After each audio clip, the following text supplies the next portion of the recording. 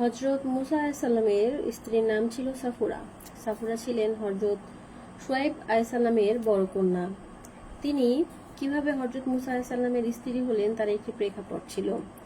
হযরত মুসা আলাইহিসসালাম মিশরে বসবাস করতেন। মিশরে তখন ফেরাউনের রাজত্ব ছিল। একদিন ফেরাউনি গোত্রের এক লোক হযরত মুসা আলাইহিসসালামের গোত্রের এক ব্যক্তির উপরে অন্যায়ভাবে আক্রমণ করলেন।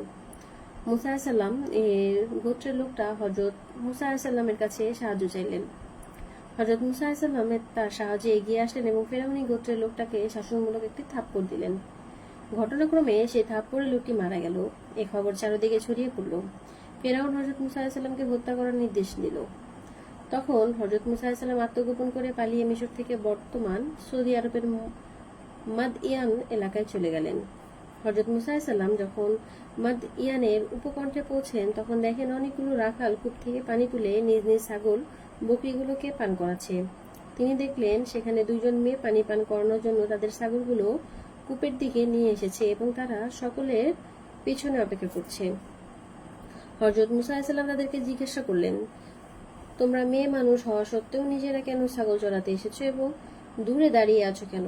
তারা জানালো, আমাদের বাড়িতে কাজ করার মতো কোনো পুরুষ নেই, তাই ছাগল চড়াতে আমাদেরকে আসতে হয়, কিন্তু আমরা মেয়ে মানুষ, তাই দূরে অপেক্ষা করছি।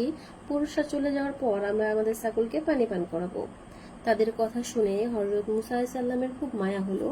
তিনি সঙ্গে সঙ্গে ভিড় ঠেলে নিজ হাতে পানি তুলে তাদের ছাগলগুলোকে পান করিয়ে দিলেন। মেয়ে দুটি বাড়িতে গিয়ে তাদের শ্রদ্ধেয় পিতা বিশিষ্ট নবী হযরত শুআয়ব আলাইহিসসালামের কাছে পুরো ঘটনাটি বর্ণনা করল। ঘটনাটি শুনে হযরত শুআয়ব আলাইহিসসালাম বড় মেয়েকে এই বলে পাঠালেন যে, যাও আবার সেখানে গিয়ে লোকটিকে দেখো এবং ডেকে নিয়ে আসো।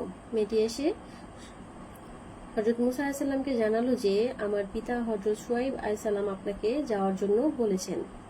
হযরত মুসা আলাইহিসসালাম সঙ্গে সঙ্গে রওনা হলেন এবং হযরত শুআয়ব আলাইহিসসালামের সাথে সাক্ষাৎ করলেন।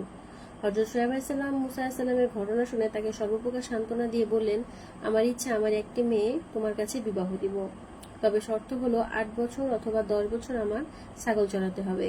হযরত মুসা আলাইহিসসালাম শর্তে রাজি হয়ে গেলেন। একসময় বড় মেয়ের সাথে বিবাহ হয়ে গেল। এই মেয়েরই নাম ছিল সাফুরা। বিবাহের পরেও হযরত মুসা আলাইহিসসালাম কিছুদিন সেখানে অবস্থান করতে লাগলেন।